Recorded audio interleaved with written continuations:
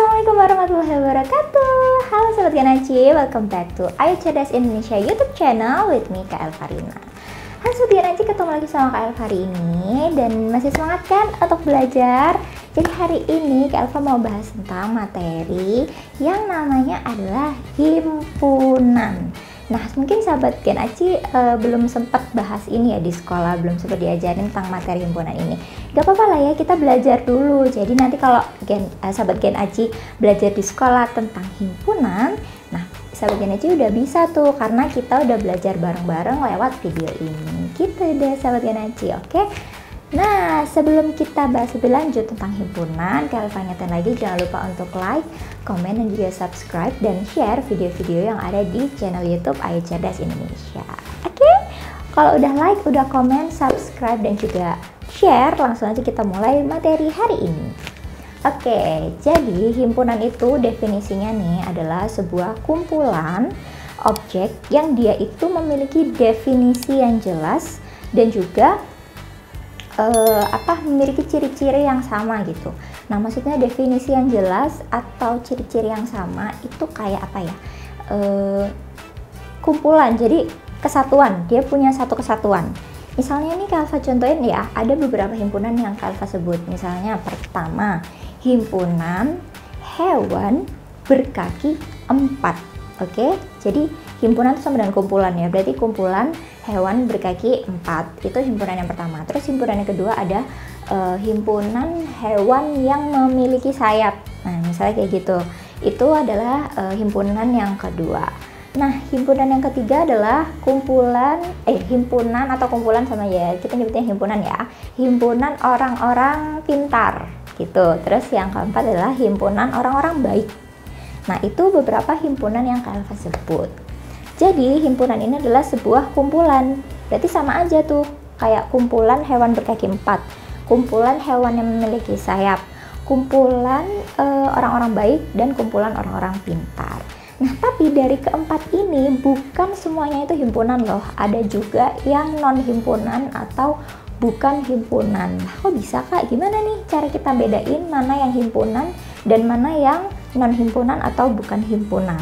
Nah, jadi kalau misalnya himpunan itu tadi definisinya adalah kumpulan objek yang memiliki definisi yang jelas dan dia itu memiliki ciri-ciri atau satu kesatuan gitu ya, ciri-ciri yang sama dan dia itu merupakan satu kesatuan. Nah, dilihat dari definisi ini, kita coba nih satu persatu. Kalau misalnya himpunan hewan berkaki 4, kita pasti udah bisa menjelaskan secara jelas gitu, atau menyebutkan secara jelas. Kalau hewan berkaki 4 berarti kan ya kelihatan lah ya yang punya kaki 4, kayak sapi, kambing, kucing, anjing, terus banyak banget rusa, ya kan? Itu adalah anggota dari himpunan hewan berkaki 4. Jadi kita bisa menyebutkan anggotanya dengan jelas. Terus ada lagi nih himpunan hewan yang memiliki sayap. Bisa juga kita sebutkan secara jelas, yaitu burung, kupu-kupu, ya kan? Bisa kita jelaskan dan sebutkan secara jelas. Nah, dari kedua ini yang Kak Elva sebutkan, karena anggota-anggotanya bisa didefinisikan atau didaftarkan, disebutkan secara jelas, maka keduanya adalah himpunan. Nah, kalau yang bukan himpunan gimana tuh Kak? Kalau yang bukan himpunan itu misalnya himpunan orang-orang pintar. Nah, di sini kan nggak bisa didefinisikan dengan jelas gitu loh. Maksudnya, standar orang dinyatakan pintar itu kan berbeda-beda.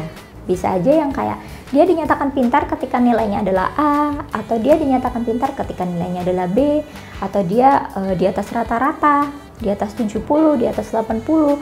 Nah, karena standarnya ini berbeda-beda, tidak bisa didefinisikan secara jelas, makanya himpunan orang pintar ini tidak bisa kita sebut himpunan. Jadi dia termasuk non-himpunan atau bukan himpunan.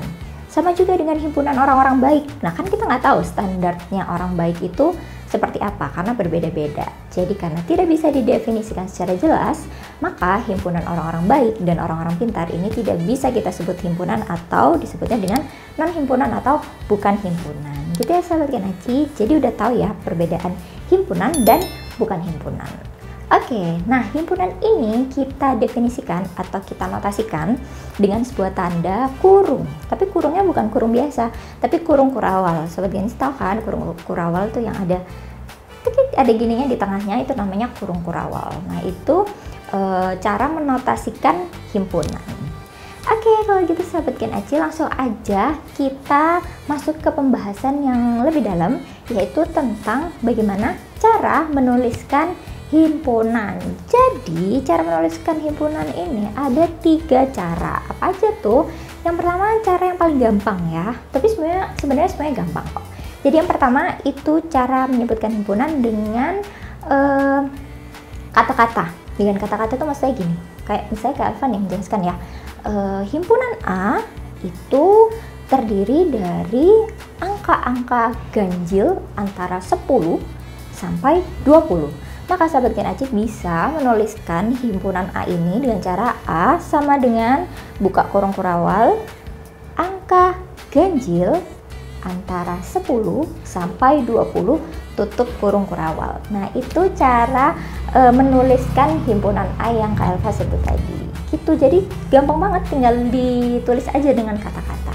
Itu yang pertama ya. Terus selanjutnya yang kedua yaitu dengan menuliskan notasi pembentuk.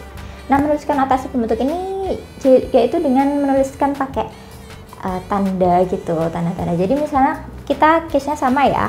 Himpunan A adalah kumpulan angka ganjil antara 10 sampai 20. Kalau kita mau menuliskan dengan notasi pembentuk, berarti gini, A sama dengan buka kurung kurawal X garis lurus atas ke bawah, terus 10 lebih kecil daripada X dan X lebih kecil daripada 20, X adalah elemen bilangan ganjil. Nah, jadi di sini yang dimaksud adalah X. X-nya itu kan terletak di antara 10 dan 20. Jadi X-nya ini lebih besar dari 10 tapi lebih kecil daripada 20, maka dia terletaknya di antara 10 dan 20. Nah, X ini siapa sih? X ini merupakan elemen dari bilangan ganjil. Kita sahabat cara nulisnya notasi pembentuk ya. Oke, yang terakhir selain dengan kata-kata, sahabat Ganis juga bisa menuliskan dengan notasi pembentuk, dan yang terakhir bisa mendaftarkan anggota-anggotanya. Jadi caranya ini juga gampang banget sih, tinggal menuliskan anggota yang termasuk dalam himpunan tersebut. Misalnya nih, tadi kan kita kalau A itu merupakan himpunan dari angka ganjil 10 sampai 20 kan, antara 10 sampai 20 kan. Nah, ya udah, jadi seperti nanti tinggal nulis aja tuh angka ganjil dari 10 sampai 20 itu berapa ya? Berarti kan ada 11, ada 13, ada 15, 17 dan 19. Ya udah, langsung aja deh. A sama dengan buka kurung kurawal 11, 13, 15, 17 dan 19, terus tutup kurung kurawal. Gitu deh sahabat Aci. Itu cara menuliskan menuliskan himpunan. Itu 3 cara menuliskan himpunan. Oke, tadi kan adalah cara-cara gimana menuliskan himpunan ini. Nah, sekarang kita masuk ke macam-macam himpunan. Jadi himpunan ini juga punya berbagai macam bentuk gitu loh, berbagai macam. Nah, ada 3 macam sebenarnya. Akan Kak Elva jelaskan satu persatu ya. Oke, yang pertama adalah himpunan semesta. Jadi definisi dari himpunan semesta ini adalah himpunan yang memuat dari objek yang kita bicarakan. Nah, jadi langsung aja kita masuk contohnya biar lebih paham ya. Jadi di sini Kak Elva punya himpunan A yang terdiri dari angka 3, 5, 7, dan 9. Tuh, jadi si A ini punya anggota 3, 5, 7, dan 9. Nah, himpunan semesta dari A itu apa sih? Nah, tadi kan himpunan semesta itu adalah himpunan yang dibicarakan ya. Berarti kan yang lagi kita bicarakan ini kan himpunan A. Kita berarti lihat A itu punya anggota apa aja.